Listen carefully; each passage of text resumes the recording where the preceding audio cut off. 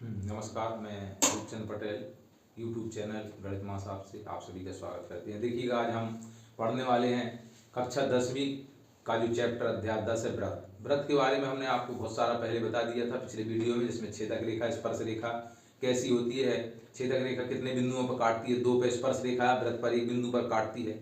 इस प्रकार से स्पर्श रेखा और त्रिज्या, स्पर्श रेखा पर उनका जो स्पर्श बिंदु क्या कहलाता है, जो स्पर्श रेखा व्रत को जिस बिंदु पर काटती है। हमने बहुत सारे प्रश्न आपको विभिन्न प्रकार के उदाहरणों से आपको समझाया था, बताया, तो उस वीडियो को जरूर देखिएगा।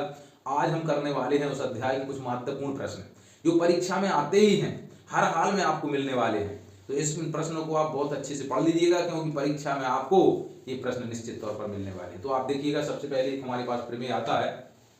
क्या आता है? सिद्ध कीजिए कि व्रत की त्रिज्या स्पर्श रेखा पर लंब होती है।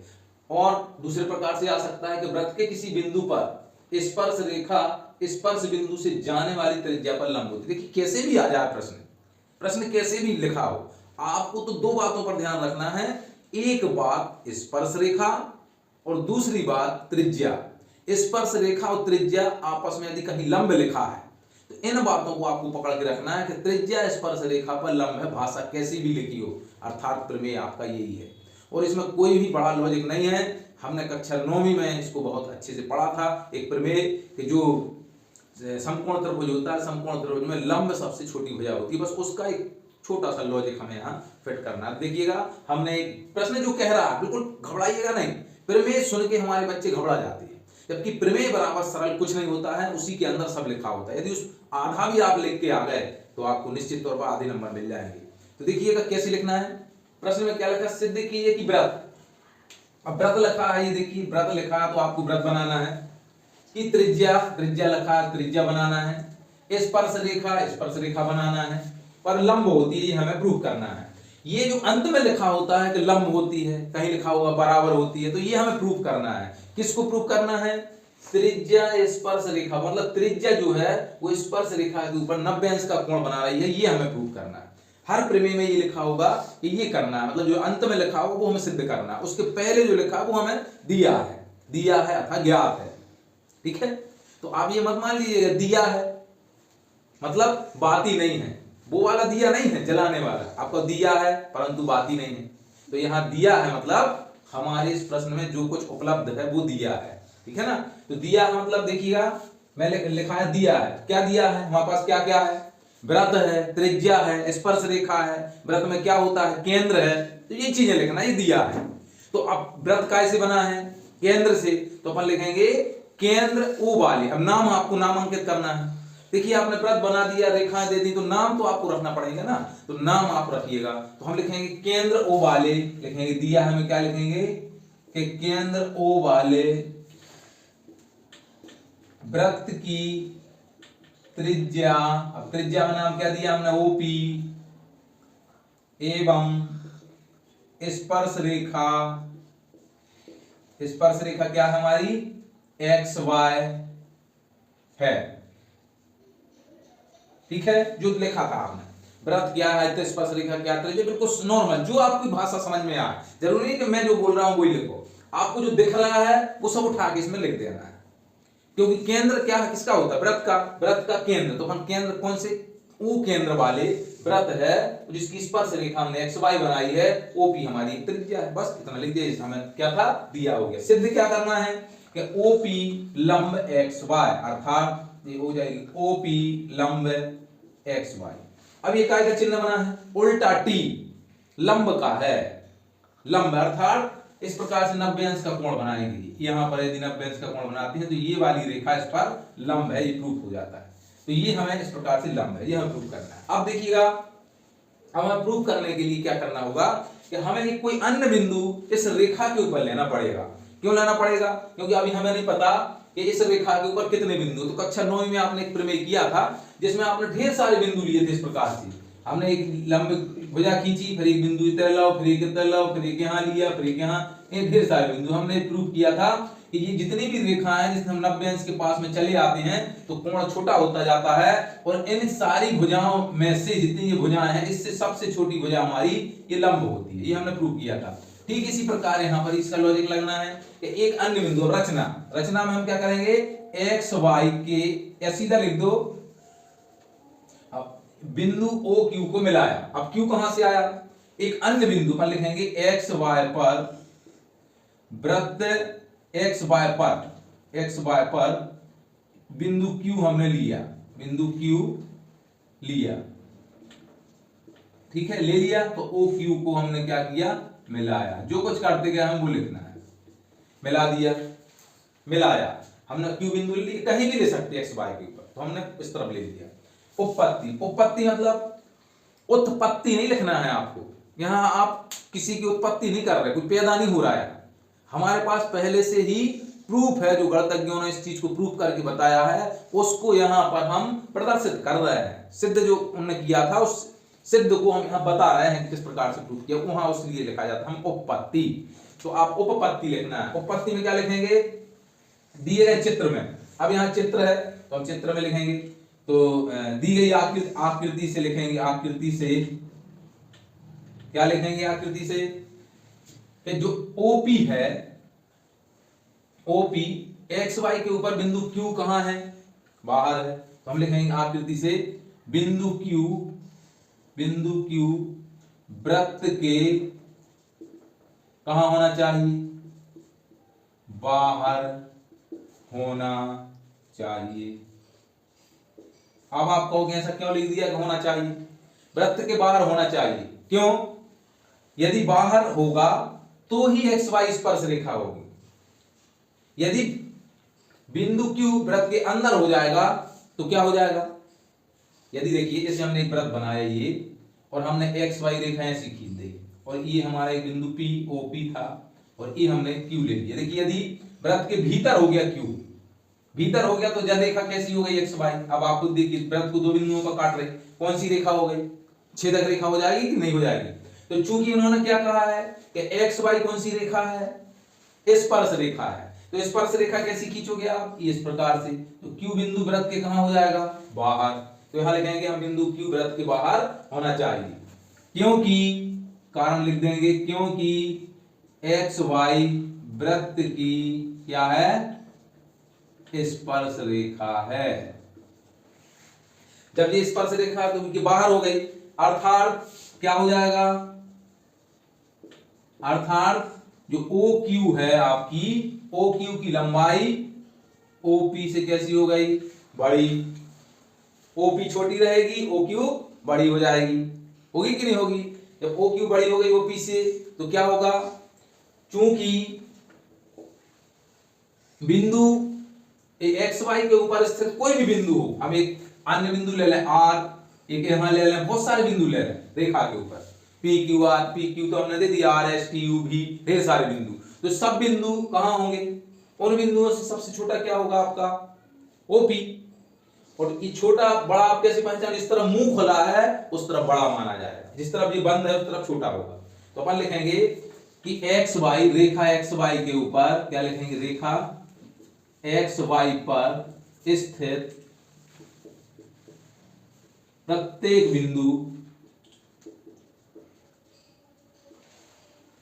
बिंदु कैसा होगा, ओपी से कैसा होगा, बड़ा होगा। अतः ओपी कैसी होगी, सबसे छोटी होगी कि नहीं होगी। तो अध्याय जो हमारा कक्षा 9 का प्रमेय था, ये सबसे छोटी होगी, तो ये अन्य इनसे कैसी होगी, लंब होगी। अतः लिख दीजिए आप, तो केवल इतना, अतः ओपी लंब एक्स वाई, ये आपका इस प्रकार से प्रमेय प्रूफ हो जाता है। ठीक है, अब इसी पर आधारित हम एक प्रश्न को देखेंगे। ध्यान से देखिए, बहुत ही आसान है। जो दिया है, क्या दिया है, एक वृत्त है, स्पर्श रेखा है, त्रिज्या है, जो है वो हमें दिया, हमें लिखना है। हर प्रमेय में जो कुछ हमारे पास है वो दिया है, जो प्रूफ करना है वो सिद्ध करना है। फिर रचना हम वहां करते हैं जब हमें कुछ प्रूफ करने के लिए कुछ हमें लॉजिक लगाना पड़ते हैं। तो ये बाकी जो चीजें हैं उसको हम लगाते हैं। यदि आप इतना भी परीक्षा में लिख के आ गए, चित्र बनाया और इतना बना के आ गए, तो आपको आधे नंबर मिल गए। ठीक है, और आप प्रयास कीजिएगा, आपको पूरा बना देखिएगा। एक प्रश्न और आप, एक उसी पर आधारित प्रश्न है कि 5 सेंटीमीटर त्रिज्या, अर्थात 5 सेंटीमीटर के त्रिज्या का हमने एक वृत्त बना दिया। एक वृत्त के एक बिंदु P पर स्पर्श रेखा है, बिंदु P के ऊपर कौन सी रेखा है? स्पर्श। तो हमने बिंदु P ले लिया, उस पर स्पर्श रेखा खींच दी है, इसको नाम दे दिया हमने कुछ भी x y दे दिया। अब केंद्र O से जाने वाली एक रेखा से बिंदु Q पर इस प्रकार मिलती है कि OQ बराबर 12, अर्थात Q बिंदु यहां पर, जैसे हमने चित्र बनाया था बिल्कुल सेम है। तो बताइए कि PQ की लंबाई क्या होगी, मतलब P से Q तक की दूरी, ये ज्ञात करना है ये। तो आपको पता है, अब चित्र में यहां लगेगा कि OP XY पर लंब है, लंब है मतलब कितने अंश का कोण बनेगा? 90 अंश का कोण। तो यहां पाइथागोरस प्रमेय लगना है। एक सवाल परीक्षा में 100% आना है पाइथागोरस प्रमेय। एक यहां आएगा पाइथागोरस प्रमेय का, और एक अध्याय जो 6 है थेल्स प्रमेय वाला जिसमें था, उसमें भी एक सवाल निश्चित तौर पर आपका आएगा पाइथागोरस प्रमेय का। तो वहां भी हम पाइथागोरस प्रमेय से एक सवाल को हल करेंगे, सीढ़ी की लंबाई निकालिए, तो यहां भी आएगा। तो आपको 2 प्रश्न यहां से भी और वहां से भी, तो आप निश्चित तौर पर पाइथागोरस प्रमेय को देखिए कैसे करना है। तो यहां दिया है हमारे पास, जो भी लिखना है आपको, त्रिज्या लिख लीजिए, त्रिज्या यहां पर ज्यादा आपको एक्स्ट्रा लिखने की आवश्यकता नहीं है। त्रिज्या OP बराबर आप लिख दीजिए 5 सेंटीमीटर। OP क्यों लिखा? क्योंकि तो त्रिज्या हो केंद्र O, और OQ हमारे पास कितना है? 12 सेंटीमीटर। निकालना क्या है हमारे पास? PQ बराबर क्वेश्चन मार्क, क्या लिखेंगे? चूंकि OP लंब XY कहां से, ये आप लिखना पड़ेगा कि त्रिज्या स्पर्श रेखा पर लंब होती है, त्रिज्या स्पर्श रेखा पर लंब होती है, ये आपको प्रमेय लिखना पड़ेगा। तो अब लिखेंगे समकोण त्रिभुज, क्योंकि पाइथागोरस प्रमेय कहां लगता है? समकोण त्रिभुज। समकोण त्रिभुज कौन सा है? OPQ में, OPQ में पाइथागोरस प्रमेय से, पाइथागोरस प्रमेय लगा देंगे। पाइथागोरस प्रमेय क्या है हमारा? कर्ण का वर्ग बराबर लंब का वर्ग धन आधार का वर्ग। तो अब देखिएगा चित्र में कर्ण कौन है आपको पता है? 90 अंश के सामने की भुजा कर्ण होती है, मतलब OQ। तो OQ का वर्ग बराबर लंब क्या है जिस पर 90 अंश का कोण बनता है? OP का वर्ग प्लस PQ का वर्ग। देखिएगा अब आप कहेंगे कहां से आया? चित्र में जो दिया था हमने सूत्र, क्या होता? कर्ण का वर्ग बराबर लंब का वर्ग धन आधार का वर्ग। अब चित्र में कर्ण क्या है वो भरना है पहले, लंब क्या है वो भरना, आधार क्या है वो भरना, उसका नाम भरना है। नाम भरने के बाद अब उसका मान भरना है, बस इतना गणित में होता है। पहले चित्र, चित्र से नाम, नाम से उसका मान, ये चलता है गणित में। तो आप पहले डायग्राम बना लिए चित्र पढ़ के, फिर उसके बाद हमने उसका नाम जो दिए थे उन नामों को लिखा, नाम के बाद उसका मान भर दिया। मान अर्थात OP का मान कितना, जैसे OQ का कितना हमारे पास 12, तो 12 के ऊपर 2 की घात। OP कितना है 5, तो 5 का वर्ग धन PQ कितना है हमें नहीं पता, जो पता नहीं है वो ज्यों का त्यों लिखेंगे, अर्थात वो ज्ञात करना है। तो यहां से देखिए हमारे पास कुछ चलता है, नकल प्लस अकल बराबर सफल।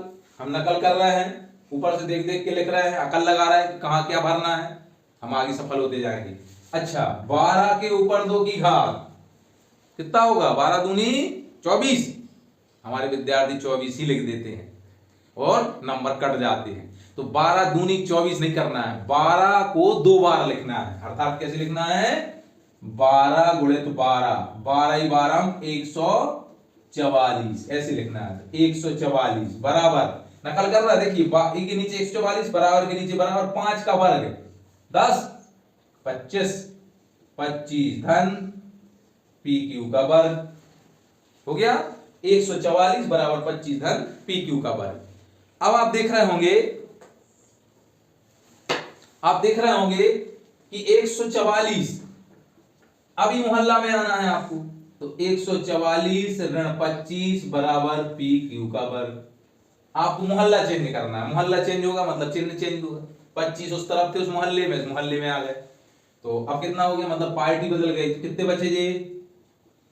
119 PQ का वर्ग। अब यहां से वर्ग हटेगा तो इस पर वर्गमूल लग जाएगा, तो वर्गमूल 119 बराबर PQ।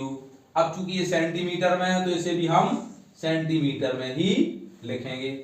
इस प्रकार से एक सवाल निश्चित तौर पर परीक्षा में आना है। अब हम आपको बताते हैं अगला जो दो महत्वपूर्ण प्रमेय और हैं कि किसी बाह्य बिंदु से खींची गई स्पर्श रेखा की लंबाइयां बराबर होती हैं और वृत्त के व्यास के छोर पर खींची गई रेखाएं हमेशा स्पर्श रेखाएं समानांतर होती हैं। तो चलिए आइए हम देखते हैं। सबसे पहले बाह्य बिंदु से खींची गई स्पर्श रेखाओं की लंबाइयां बराबर होती हैं।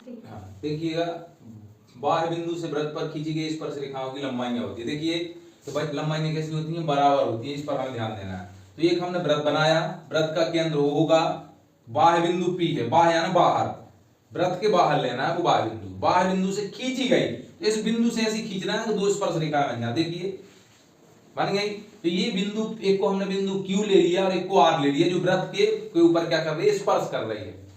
अब बिंदु P से हमें सिद्ध करना है कि ये वाली रेखा इसके बराबर है, अर्थात PQ बराबर PR प्रूव करना। देखिएगा बाह्य बिंदु से, तो आपको बाह्य बिंदु पे ऐसे दिया, हमें क्या लिखेंगे? बाह्य बिंदु P से वृत्त के केंद्र O वाले पर खींची गई स्पर्श रेखाओं के नाम PQ और PR स्पर्श रेखा की लंबाइयां बराबर होती है। यहां से हमें ये प्रूव करना है, ये बताना है कि सत्य होती है, सिद्ध होता है। तो देखिएगा हमें यहाँ पर हल लिखेंगे। हम हल में क्या लिखेंगे? दिया है, क्या दिया है हमारे पास वो लिखना है हमें कि दिया है, क्या दिया है? वृत्त का केंद्र क्या है हमारे पास? O एवं बाह्य बिंदु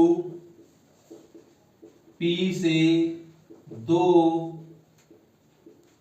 स्पर्श रेखाएं कौन कौन सी है? नाम रखिएगा, PQ एवं PR हैं। ठीक है, इतना दिया है। सिद्ध क्या करना है? यहां लिखेंगे सिद्ध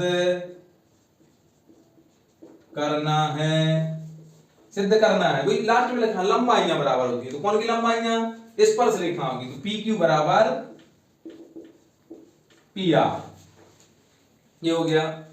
रचना, अब देखिए रचना करने के लिए हमें कुछ ऐसा करना पड़ेगा कि हमारे कुछ त्रिभुज मिल जाए हमें। तो देखिएगा रचना में क्या लिखेंगे? बिंदु O को ऐसा लिखेंगे, बिंदु O को P Q और R से मिलाया, बस कुछ नहीं करना। मिलाइए, देखिए O बिंदु को P से मिलाइए, जब जो मिला हो गया आप डॉट डॉट करना है। Q से मिलाइए, Q से भी मिलाना है और R से मिलाना है, ये मिलाना है। ठीक है। उत्पत्ति देखिए आप दो प्रकार से प्रूव कर सकते हैं। मैं आपको दो प्रकार से प्रूव करके बताऊंगा कि कैसे कैसे प्रूव कर सकते हैं। आपको जो सरल लगेगा उस विधि का उपयोग करिएगा। सबसे पहले तो आप देखिए कि ये एक स्पर्श रेखा है और OQ एक त्रिज्या है। त्रिज्या है तो ये क्या होगी? यहाँ पर 90 अंश का कोण बनाएगी। ठीक इसी प्रकार भी एक 90 अंश का बनाएगी। ये थ्योरम लगेगा जो अभी अपन ने प्रूव किया था। दूसरा ये है कि चूंकि ये एक ही वृत्त है, अर्थात साइकिल के एक चक्का के स्पोक आपस में कैसे होते हैं? बराबर होते हैं। तो ये वृत्त है, वृत्त की एक ही वृत्त की सारी त्रिज्याएं बराबर होंगी। तो चूंकि जावी त्रिज्या है तो आपस में कैसी होंगी? ये बराबर होंगी। तो मतलब OQ बराबर OR, ये कहां से? एक ही वृत्त की त्रिज्या, और OP हमारी वायनिष्ठ होगी। तो एक तो हम सर्वांग समता का प्रयोग करके भी प्रूव कर सकते हैं कि ये दो ही सर्वांग सम हो जाएंगे, तो प्रूफ हो जाएगा PQ बराबर PR। दूसरा हम समकोण त्रिभुज का प्रयोग करके भी इन दोनों को प्रूव कर सकते हैं। तो देखिएगा सबसे पहले हम सर्वांग समता का नियम लगाते हैं। तो सर्वांग समता में हमने आपको क्या बताया था? कम से कम कितने त्रिभुज की आवश्यकता है? दो त्रिभुज की आवश्यकता पड़ेगी, तब हम सर्वांग समता का नियम लगा पाएंगे। तो हमारे पास दो त्रिभुज बन रहा है, देखिए PQO और PRO बन रहे हैं। तो आप इनको ले लीजिए। अब मैंने बताया था कि उसके 5 गुण थे, तो 5 गुण में से कोई एक निकाल दीजिए। कौन सा? देखिएगा हम लिखेंगे त्रिभुज लेना है पहले। तो त्रिभुज कौन सा? त्रिभुज हम लेते हैं PQO एवं त्रिभुज समकोण त्रिभुज कौन सा? PRO में। अब ऐसे आपको 3 चीजें बताना है। मैंने बताया था ना आपको हंडी के चावल वाला, तो इसमें से 3 बताइए, बस 6 नहीं बताना है। 3 भुजाएं 3 कोण है तो हमें नहीं बताना, केवल 3 चीजें बताइए क्या क्या बराबर है। देखिएगा क्या बराबर है। सबसे पहले तो हम लिखेंगे कोण Q कोण R के बराबर, क्योंकि एक हमें ये त्रिभुज लेना है और एक ये त्रिभुज लेना है। इन दो त्रिभुजों को आप ध्यान से देखिएगा। तो क्या लिखेंगे हम? कोण Q बराबर कोण R बराबर कितना है? 90 अंश। कहां से? पता है ना कि त्रिज्या स्पर्श रेखा पर लंब होती है। ये लिखना है कारण, कहां से आया है, ठीक है।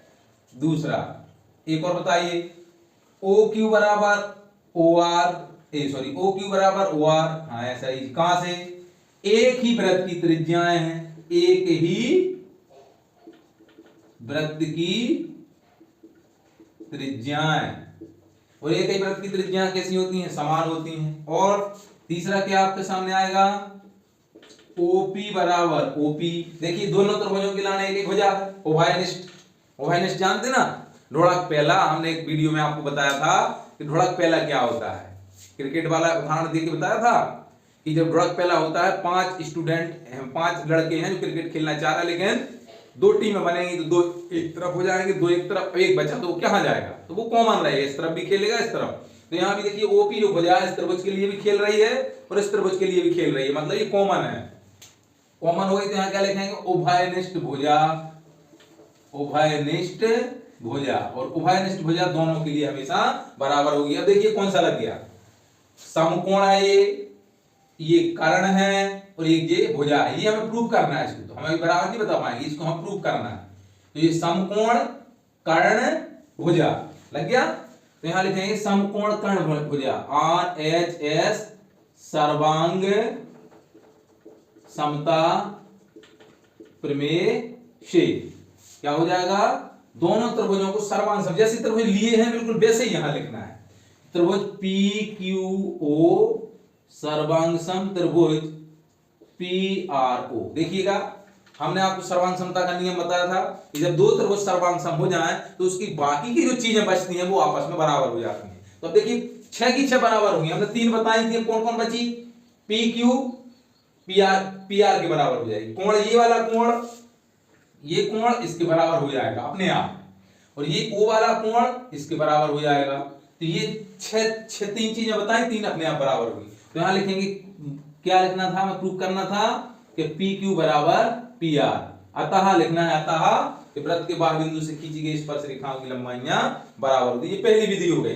दूसरी विधि देखिए, समकोण त्रिभुज प्रमेय से, इसी को आपको ये पसंद ना आए तो आप इस विधि से भी कर सकते हैं। देखिए आपको केवल समकोण त्रिभुज लेना है, तो हम देखिए समकोण त्रिभुज अलग अलग लीजिए। पहले समकोण त्रिभुज PQO में पाइथागोरस प्रमेय से, पाइथागोरस प्रमेय लगाइए। चलिए अब ये समकोण बन रहा है, तो इसके सामने की भुजा क्या है, OP, तो कर्ण का वर्ग अर्थात OP का वर्ग बराबर लंब का वर्ग क्या होगी, OQ का वर्ग धन PQ का वर्ग हो गया। चलिए इसको हमने समीकरण नंबर 1 दे दिया। इसी प्रकार आप समकोण त्रिभुज इसमें आइए, समकोण त्रिभुज PRO में इसमें भी पाइथागोरस प्रमेय लगाइए, पाइथागोरस प्रमेय से लगाइए। देखिए कर्ण R 90 का कोण यहां बन रहा है, तो इसके सामने की भुजा OP क्या होगा, ये OP का वर्ग बराबर कर्ण का वर्ग बराबर लंब यानी OR का वर्ग प्लस PR का वर्ग। ये हो गया समीकरण नंबर 2। देख रहे हैं दोनों समीकरण नंबर 1 और 2 में देखिए आप, बायां पक्ष OP बराबर है, तो ये भी बराबर हो जाएंगे, होंगे कि नहीं होंगे। अब यहां देखिएगा एवं एक चीज और लिख लीजिएगा, क्योंकि OQ और OR बराबर हैं, तो देखिए OR और OQ बराबर हैं, तो ये दोनों बराबर हो गए, ये दोनों बराबर हो गए, तो ये भी आपस में बराबर हो जाएंगे। तो यहां लिखेंगे OQ बराबर OR, कहां से, एक ही वृत्त की त्रिज्या है, एक ही वृत्त की त्रिज्या लिखना है आपको, ठीक है ना। तो समीकरण 1 और 2 इसको हमका ज्यादा है तो 3 नाम दे दीजिए, तो समीकरण 1 2 3 से सिद्ध हो गया, बस इतना लिखना है आपको। समीकरण 1 2 व 3 से कैसे बता पाओगे किसी है, देखिए ये बराबर है, LHS बराबर है, तो ये RHS बराबर हो जाएंगे। RHS में OQ OR के बराबर, तो ये भी कट जाएंगे, क्या बचेगा, PQ का वर्ग बराबर PR का वर्ग। यहां आ जाएगा PQ का वर्ग बराबर PR का वर्ग, तो प्रूफ हो जाएगा PQ बराबर PR। अतः इस प्रकार से सिद्ध हो जाता है कि ये इसकी स्पर्श रेखाओं की लंबाइयां बराबर होती है। तो आप इस विधि का भी उपयोग कर सकते हैं अथवा इसका, जो आपको उचित लगे उसका करके आना है, लेकिन परीक्षा में ये सवाल जरूर आना है। चलिए हम एक सवाल और एक में बताते हैं, बहुत महत्वपूर्ण है, उसको भी देख लीजिएगा। ये सिद्ध कीजिए कि किसी वृत्त के व्यास के सिरों पर खींची गई स्पर्श रेखा समानांतर होती है। यहाँ सिरों की जगह छोर भी आ सकता है कि सिद्ध कीजिए व्यास के छोर पर, व्यास जो आखिरी में छोर होगा उस पर खींची गई स्पर्श रेखाएं समानांतर होती है। समानांतर और बराबर में बहुत अंतर है। समानांतर यानी उनके बीच का अंतर समान है। देखिएगा आप चित्र में देख रहे होंगे, हमने एक वृत्त बनाया, तो सबसे पहले तो यहां ध्यान देना है वृत्त क्या लिखा है, वृत्त, वृत्त बनाया। व्यास बनाना है, व्यास मतलब जो वृत्त के केंद्र से होकर जाता है और वृत्त की दो परिधियों पर मिलता है। सिरों, सिरों यानी उसके अंतिम बिंदु P और Q पर खींची गई स्पर्श रेखा, स्पर्श यानी ऐसी खींचना है वो स्पर्श करें, खींची गई स्पर्श रेखा समानांतर होती हैं। समानांतर को चिन्ह मतलब ऐसी होती है, ऐसी, तो हम लिखेंगे AB समांतर CD। ये हमें सिद्ध करना है, ये सिद्ध करना, समांतर का चिन्ह है ये, AB और CD समांतर है, प्रूव करना है। लेकिन AB और CD है कौन सी, स्पर्श रेखा है। तो देखिए बहुत ही सरल और आसान तरीका।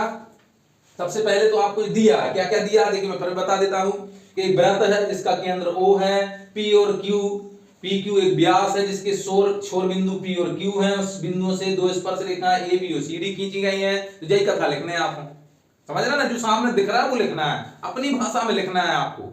आपको किसी गाइड की, किसी की नकल की करने की आवश्यकता नहीं है। आप एक दो बार उसको सोचिए, समझिए, लिखिए, दो बार, तीसरी बार अपने आप आपका दिमाग खुल जाएगा और आप कहेंगे हमें गणित आसान लगने लगे। आप गणित से जब तक डरते हैं जब तक आप उसको पढ़ते नहीं है, लिखते नहीं है।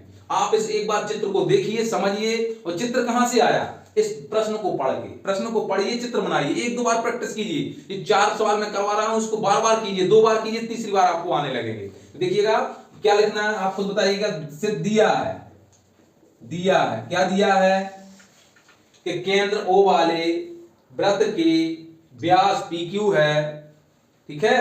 क्या लिखेंगे, केंद्र O वाले वृत्त का व्यास PQ के सिरों से खींची गई, जैसी भाषा में लिखी वैसे, खींची गई स्पर्श रेखाएं। कौन सी रेखा खींच रहे हैं हम, स्पर्श, तो आपको भी लिखना है स्पर्श रेखा कौन कौन है, PQ नहीं, AB एवं कौन सी है, CD है। बस इतना लिखना है, ठीक है। सिद्ध करना है, मैं आपको बता चुका हूं, सिद्ध क्या करना है आपको, सिद्ध क्या करना है कि AB समांतर CD। देखिएगा तो ये लिखना है इस प्रकार से, ये समांतर का प्रूफ, बस कुछ नहीं लगाना है। उपपत्ति लिखी, रचना की हमें कोई आवश्यकता नहीं है, सीधे लिखेंगे उपपत्ति। उपपत्ति में देखिए सबसे पहले उपपत्ति में लिखेंगे कि AB, पहले एक एक तरफ बिंदु O से इस मोहल्ला में आया, एक एक मोहल्ला ले लो आप, बिल्कुल आप इकट्ठा मत लिखिएगा, छोटा छोटा, इस तरफ का अलग लिखिए, इस तरफ का अलग लिखिए। अब आप देख रहे होंगे इस प्रमेय में लॉजिक कुछ भी नहीं है, केवल इतना लॉजिक है। आपको ये ध्यान रखना पड़ेगा कि जो कोण ले रहा है, मैंने रेड कलर के आपको बनाया है, तो ये विपरीत और कोण बनाना है। विपरीत और बनाने का तात्पर्य है कि आपका प्रमेय 2 सेकंड में हल हो जाएगा। क्या देखिएगा, आपको पता है कि कौन से कोण दिखाई दे रहे हैं। यदि इस प्रकार से हमने 2 रेखाएं खींची और ये बनाया, तो एक ये कोण, एक कोण कौन से, एकांतर, एकांतर है कि नहीं। और जब एकांतर कोण हो जाए तो रेखा समांतर, और रेखा समांतर है तो एकांतर कोण बराबर, दो एक दूसरे के चलते ही हैं। तो यहां कोई लॉजिक लगना। तो पत्ती में देखिए पहले चलेंगे कि OP क्या है, त्रिज्या है, एवं OP क्या है, त्रिज्या है, और AB क्या है, आप खुद बताइए क्या है, ये स्पर्श रेखा है। आपको पता है कि यदि OP त्रिज्या है और AB स्पर्श रेखा है और P बिंदु क्या है, स्पर्श बिंदु है, तो आप क्या समझ गए, अतः A, इसलिए क्या हो जाएगा, इसलिए OP लंब AB हो जाएगा। क्यों, क्योंकि क्या लिखेंगे, स्पर्श रेखा त्रिज्या पर कैसी होती है, लंब होती है। ये लिखना पड़ेगा आपको, या त्रिज्या स्पर्श रेखा पर लंब, जैसे आपको उचित लगे। त्रिज्या और स्पर्श रेखा एक दूसरे में लंब आ जाए, बस आप अपनी भाषा में लिख सकते हैं। तो यहां देखिए क्या बनेगा, हमारा कोण एक बराबर कितने अंश का कोण, 90 अंश का, क्योंकि जब लंब होगी तो 90 अंश का कोण। ऐसा लिख सकते हैं समीकरण 1। इसी प्रकार, ज्यादा कथा लिखने की आवश्यकता नहीं है। इसी प्रकार मतलब जैसा ऊपर है वैसे ही नीचे है, तो वही लिखोगे क्या, इसी प्रकार ओ क्यू त्रिज्या है, सी डी क्या है, स्पर्श रेखा, वही लिखना है। ओ क्यू त्रिज्या, सी डी स्पर्श रेखा है, इसलिए सीधा लिखना है कोण 2 बराबर 90। जब जलाने की बात चल जाएगी, क्योंकि आपने इसी प्रकार लिखा है, और इसी प्रकार नहीं लिखोगे तो ये फिर से लिखना पड़ेगा। तो आपने इसी प्रकार लिख दिया, मतलब जैसे जो लिखोगे वैसे जो। अब समीकरण 1 और 2 को देखिए। समीकरण 1 व 2 से देखिएगा, जो 90 तो ये आपस में बराबर हो गया क्या नहीं, अर्थात कोण 1 बराबर कोण 2 सिद्ध हो गया। जो कि यहां लिखेंगे, जो कि अब कैसे हैं जो भी बताना पड़ा अपन, जो कि अंतः एकांतर कोण है। कौन से हैं, अंतः एकांतर कोण है। जब अंतः एकांतर कोण बराबर हो जाए तो अतः ए बी समांतर क्या हो जाएगी, सी डी, ये सिद्ध हो गया।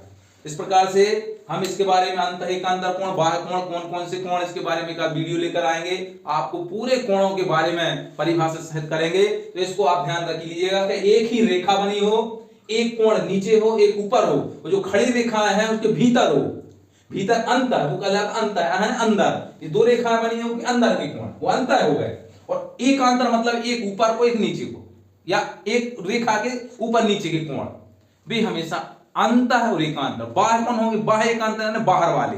तो इन कोणों को अपन बाद में लेकर वीडियो लेकर आएंगे, तो आप देखते रहिएगा, सीखते रहिएगा। और भी हम आपको इस प्रकार से महत्वपूर्ण जितने प्रश्न हैं हर अध्याय से आपको कराने का प्रयास करेंगे। आप सीखते रहिए, हंसते रहिए, पढ़ते रहिए और गणित का डर दूर करें गणित मास आपसे। Okay, thank you.